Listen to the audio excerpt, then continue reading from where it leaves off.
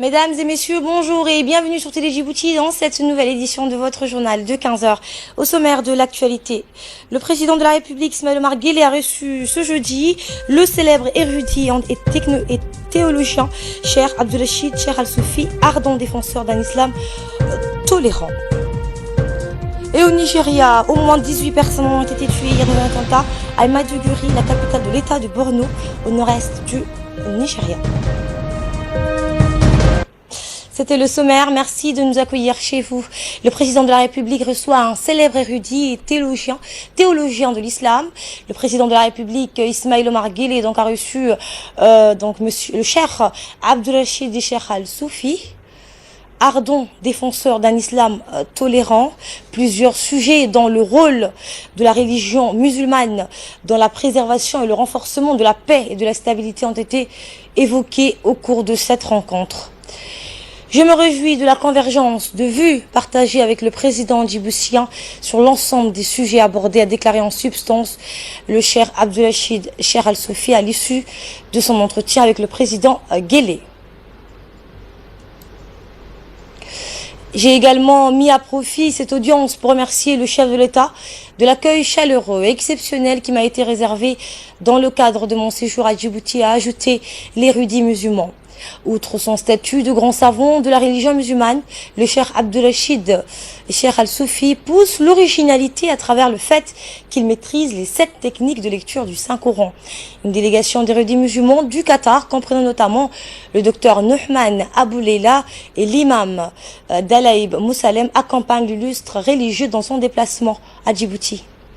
Le ministre des Affaires musulmanes, de la Culture et des Biens Warf, Momin Hassan Baleh, a assisté à cette rencontre entre le président de la République et le cheikh Abdelrachid Cheikh Al-Soufi.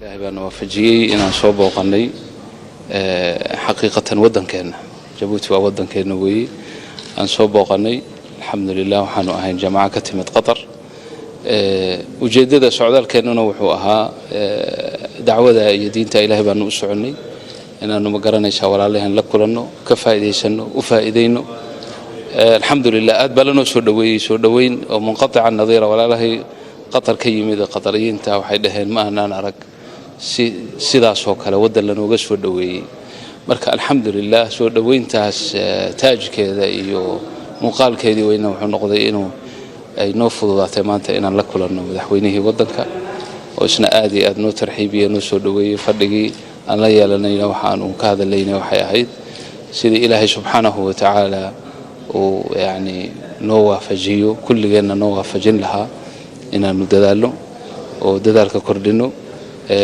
dee annagu waxaanu juhdiga iyo dacwada iyo khayrka u aragnaa isna uu nala waafaqayo isku ra'yi aan ku noqonay in diinta ilaahay oo loo dadaalo ay tahay sabab u noqonaysa amniga iyo tumaaniinada iyo منطقة دون إن شاء الله تعالى مركا الحمد لله كلن كانوا كلن آذوا في عم بوها أدبا ومهدينا يا ودن كان أردن رئيسا وشعبا وحكومة سودوين تاوناكسن إلى أن سودوي عنوان كيدون هي الأخوة في الله عز وجل.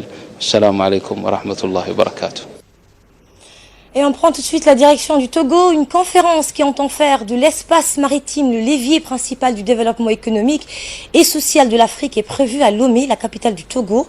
Les chefs d'État et de gouvernement des 54 pays de l'Union africaine se réuniront à Lomé le 15 octobre prochain dans le chef de l'État Ismaïl Omar Guelleh avec des experts et des leaders du monde économique pour définir une feuille de route sur la sécurité maritime en Afrique.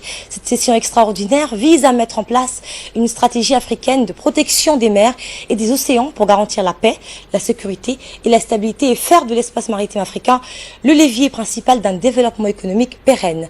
Les préparatifs du sommet des chefs d'État africains à Lomé, la capitale togolaise, battent leur plein. Nous avons donc en direct notre envoyé spécial à Togo, Ali Abdillahi. Dites-nous comment les Togolais déjà se préparent pour accueillir ce sommet extraordinaire des chefs d'État africains. Eh bien, Asma, la capitale togolaise vit au rythme du sommet de l'Union africaine sur la sécurité et la sûreté maritime et le développement en Afrique. 16 années après, la capitale togolaise accueille un sommet de l'Union africaine. Pour vous faire une présentation exhaustive de ce pays, Togo est situé à 6 heures de vol de l'Europe.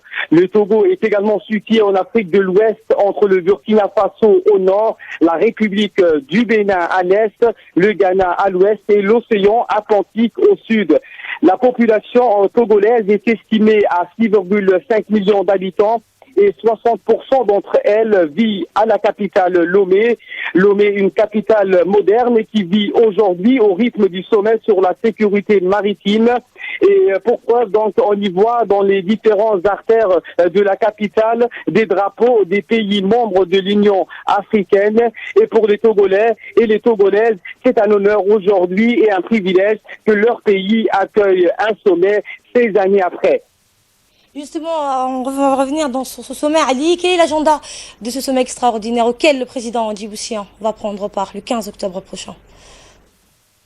Eh bien, le continent noir fait face à plusieurs défis et menaces de différents ordres, au nombre desquels figurent, entre autres, les périls pesant sur les espaces maritimes africains, dont l'importance stratégique au plan économique, sécuritaire et environnemental appelle à une mobilisation totale des pays membres de l'Union africaine. L'intitulé du projet de charte soumis à l'examen des pays membres de l'Union africaine passe nécessairement par la sécurité et la sûreté de la zone maritime. C'est dans cette optique que les différentes initiatives sous-régionales et continentales, notamment les sommets de Yaoundé et celle de Djibouti, tenus respectivement en juin 2013 et février 2015, ainsi que la stratégie africaine intégrée maritime à l'horizon 2050, adoptée en janvier 2014 par la conférence de l'Union, s'inscrit donc dans cette logique d'une protection durable de l'espace maritime africain en tant qu'un levier essentiel d'un développement économique soutenu. Malheureusement, cet espace maritime africain par lequel passent, selon les statistiques, 90% des importations et des exportations du continent se trouvent sérieusement menacées. Nous notons avec inquiétude qu'à côté de l'insécurité grandissante sur la terre ferme résultant des conflits armés, du terrorisme, du changement climatique, un autre danger se développe à grande échelle dans la zone maritime avec la piraterie et la violence armée, les trafics des êtres humains, d'armes et de drogue auxquels donc s'ajoute la pêche illicite, la pollution, les catastrophes naturelles, etc. Les conséquences donc économiques et sécuritaires des actes de piraterie posés ces dernières années dans le golfe d'Aden et de Guinée sont immenses et incalculables aussi bien pour l'Afrique que pour le reste du monde. Face à la multiplicité et à la complexité de toutes les menaces pesant sur l'espace maritime, l'Afrique donc se doit d'envisager une réponse globale et collective. C'est dans ce sens que le chef de l'État Ismaël Marguerite donc prendra part aux côtés d'une trentaine d'autres chefs d'État et de gouvernement de l'Afrique au sommet donc de Lomé consacré sur la sécurité et la sûreté maritime et le développement en Afrique. Ali Abdillahi, RTD Lomé. Merci Ali pour ces éclairages de cette conférence qui entend faire de l'espace maritime le levier principal du développement, et on va suivre bien sûr en direct ce sommet depuis nos antennes. C'était Ali Abdillahi en direct depuis Lomé, la capitale du Togo. Retour à Djibouti où un atelier de formation sur les pratiques et usages protocolaires s'est clôturé ce matin à l'Institut des études diplomatiques. La cérémonie de clôture a été coprésidée par le ministre des Affaires étrangères, de la coopération internationale et l'ambassadeur de l'Union européenne.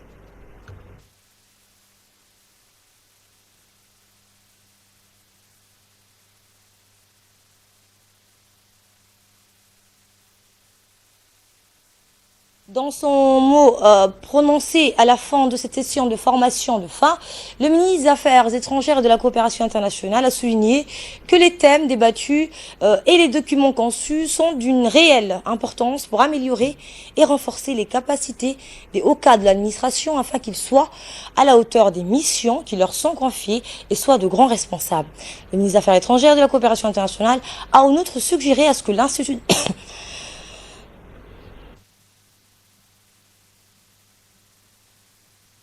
De l'administration ont pu assimiler les sujets. Lui est représenté ici par son Excellence Adam Kilash, ambassadeur extraordinaire et plénipotentiaire de l'Union européenne à Djibouti, est un partenaire stratégique de l'Institut des études diplomatiques et nous lui serions gré de n'avoir ménagé aucun effort pour soutenir le développement de l'UET. Pas seulement un honneur, mais vraiment un plaisir et une contribution très forte au début de ma mission comme ambassadeur de l'Union européenne ici à Djibouti, auprès de l'IGAD, de pouvoir participer au lancement de ce séminaire, de suivre ces travaux et d'être avec vous ce matin pour la cérémonie de clôture. En ce qui concerne l'Institut, sa mission et la coopération avec l'Union européenne, je voudrais vous assurer que nous allons vraiment travailler ensemble pour faire de cette institution une place de rencontre, une place d'étude, une place d'échange. Je voudrais vraiment faire des efforts de la part de nous, de la délégation, mais aussi auprès de nos États membres, de vous faire parvenir des experts, pas seulement dans le domaine du protocole, qui est à la fin le cadre dans lequel nous opérons comme diplomates, comme des officiers, comme des responsables. Mais je crois que la présence de cet institut à Djibouti, qui se trouve au milieu d'une région très perturbée, pourrait nous servir comme aussi une place de chercher des solutions. On va retrouver l'appel à la prière. On se retrouve tout de suite après pour l'intervention du chef de la diplomatie djiboutienne. Voilà, bienvenue si vous nous rejoignez, c'est l'appel à la prière. On va revenir sur cet atelier de formation qui a duré une semaine. Il a eu lieu du 8 au 13 octobre et s'est clôturé ce matin par la remise d'attestation aux différents participants. On écoute à présent les propos tenus par le chef de la diplomatie djiboutienne à la clôture de cette session de formation. Tous les départements ici présents, j'aimerais d'abord donc vous souhaiter la bienvenue au ministère des Affaires étrangères.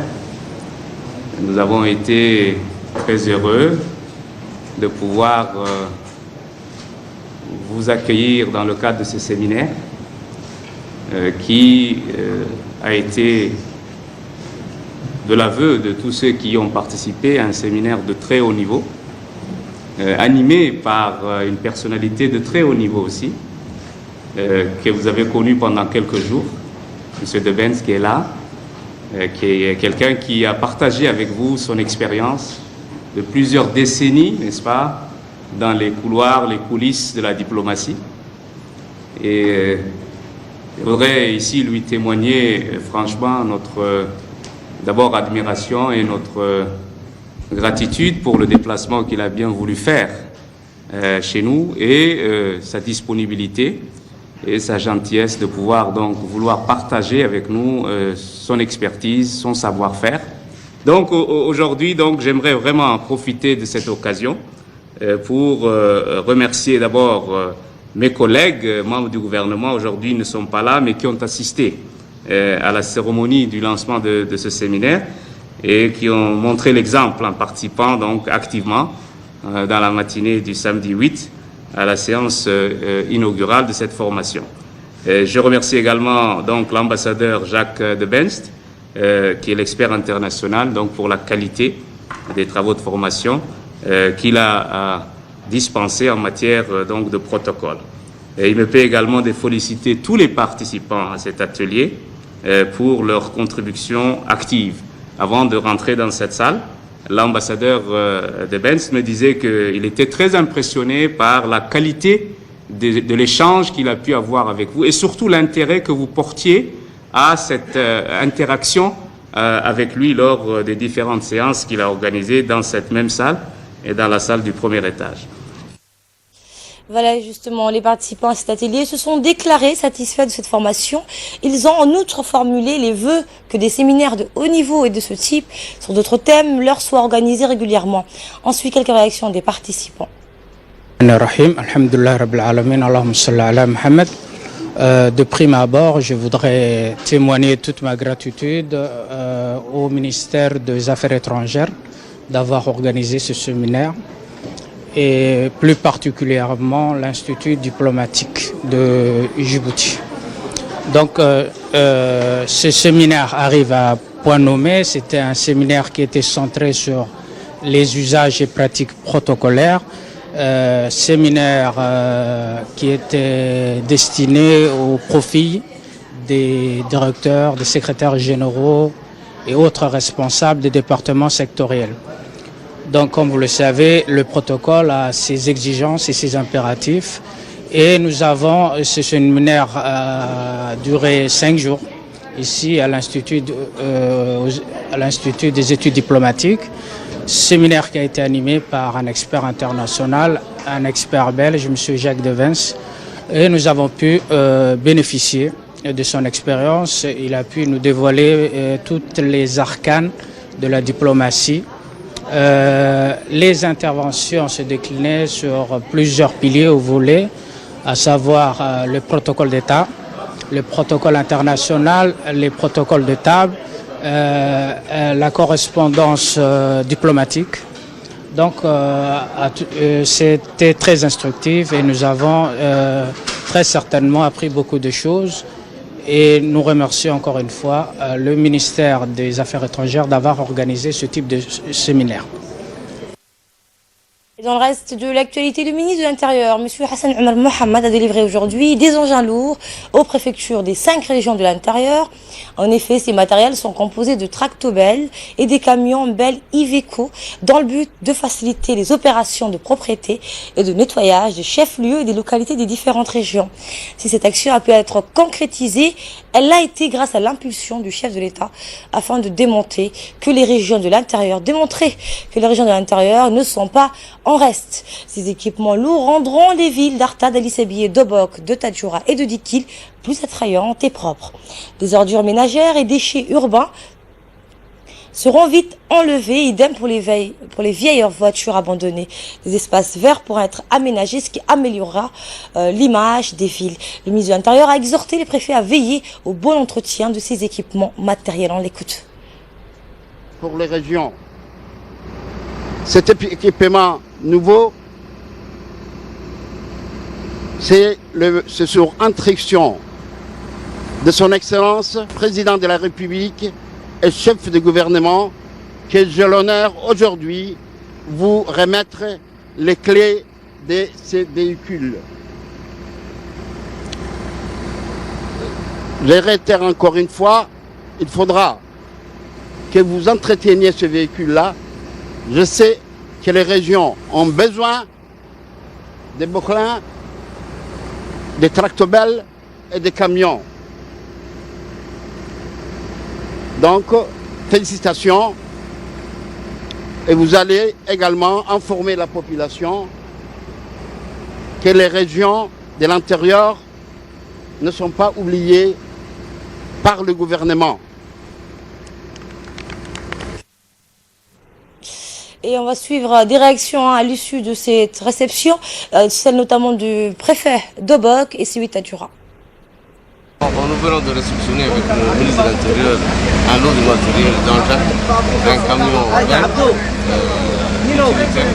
et un tractopelle qui nous permettra de travailler dans le nettoyage de la ville et dans les régions. Il interviendra aussi lors des accidents à enlever les débris ou autres marchandises, surtout comme nous sommes confrontés souvent à des accidents sur les corridors. Ça nous servira beaucoup et nous remercions ici le ministre de l'Intérieur et le président de la République qui nous a offert ces engins. C'est un joie de nous exprimer aujourd'hui parce que les régions, depuis un certain temps, nous sentons et on s'intéresse beaucoup aux régions à travers non seulement le projet qui se réalise, mais également à travers, comme le disait tout à l'heure le ministre, les véhicules qui sont remis par le ministre de l'Intérieur, à la fois pour les préfets, pour les sous-préfets. Aujourd'hui, c'est un camion Ben et un tractopelle qui nous permettrait de faire les travaux nécessaires surtout et d'urgence qui sont nécessaires sur le terrain. Donc au nom de la région. Et une information qu'on vient à peine de recevoir, un incendie vient de se déclarer au quartier 6, à côté du château d'eau. Les pompiers qui ont été alertés à temps sont toujours sur place pour essayer de maîtriser le feu. La police est également sur place pour sécuriser la zone et empêcher les nombreux badauds de trop s'approcher. Pour le moment, on compte environ 6 maisons incendiées, mais nous vous donnerons plus d'informations dans nos prochaines éditions. Direction Arta, où dans le cadre des tournées de concertation et de sensibilisation sur le processus de décentralisation, une délégation du ministère délégué chargé de la décentralisation s'est rendue dans la journée d'hier dans la région d'Arta. Elle a pu s'entretenir avec les responsables de la région et les notabilités sur le processus qui se met progressivement en place et par étapes. La délégation a rencontré hier le préfet d'Arta, Abdelkader, qui et puis a engagé des consultations élargies avec le président et les membres du conseil régional. Une quarantaine de personnes ont entouré le président du conseil régional d'Arta, Ahmad Chama Odowa. Des notables, des représentants de la société civile et des services déconcentrés formaient ce groupe. Tous ont exprimé leurs attentes, leurs perceptions et les difficultés liées à cette réforme. Il ressort de ces discussions des attentes en termes de développement, un réel engouement des participants du processus de décentralisation et un niveau d'information relativement faible au sujet de la décentralisation. Ces constats vont enrichir la feuille de route qui est en cours d'élaboration et qui sera traduite en actions concrètes au bénéfice des populations.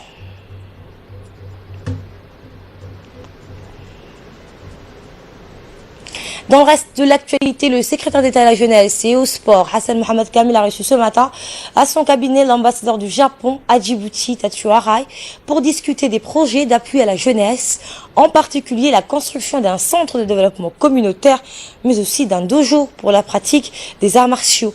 De prime abord, l'ambassadeur a remercié le secrétaire d'État pour cette invitation et l'accueil qui lui a été réservé. Il a fait part de son écoute à ses demandes, se félicitant à l'occasion de la bonne coopération existant entre Djibouti et le Japon.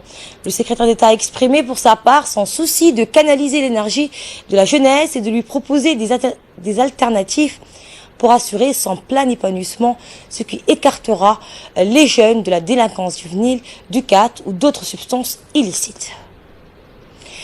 Et le secrétaire d'État à la jeunesse et au sport a également reçu ce matin à son cabinet toujours le coordinateur de l'agence turque de coopération et de coordination bureau de Djibouti, monsieur Mikael Tadzemir.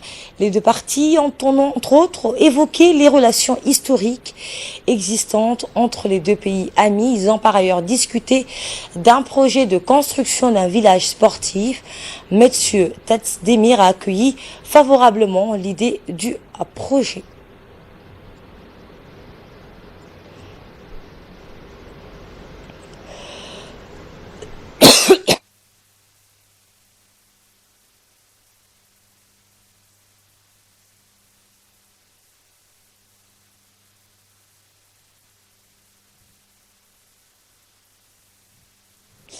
Également dans l'actualité, la première réunion conjointe des parlements arabes et panafricains s'est ouverte à Sharm el-Sheikh en Égypte. Cette réunion à laquelle ont pris part le président du conseil des ministres égyptien, Sharif Ismail, le président du parlement égyptien, Ali Abdellal, le président des parlements arabes et panafricains, le secrétaire général de l'Union interparlementaire, les présidents des parlements arabes,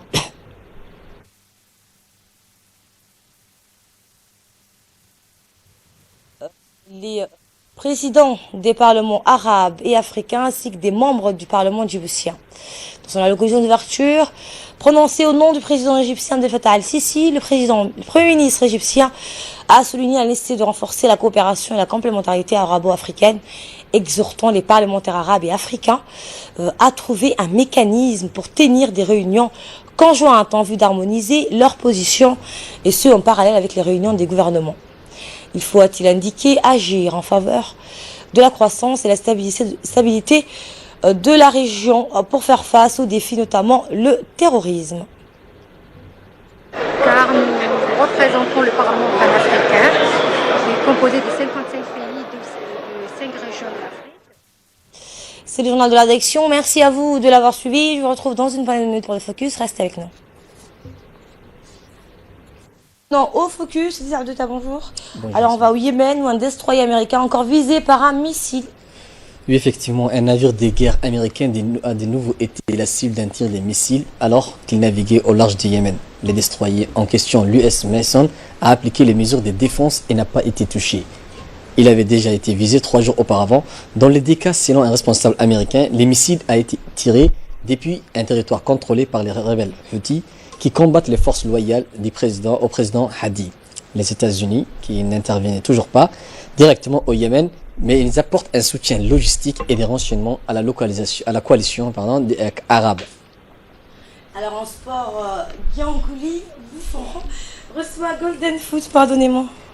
Gianluigi Buffon. À défaut du Ballon d'Or qu'il a désormais peu de chance de remporter, Gianluigi Buffon se voit attribuer les Golden Foot, une récompense décernée par les journalistes et le public à un footballeur âgé d'au moins 28 ans, les gardiens de la Juventus et de l'Italie, qui étaient en concurrence avec Cristiano Ronaldo, Lionel Messi ou bien encore Wayne Rooney, succèdent au palmarès à l'attaquant camerounais Samuel Eto'o.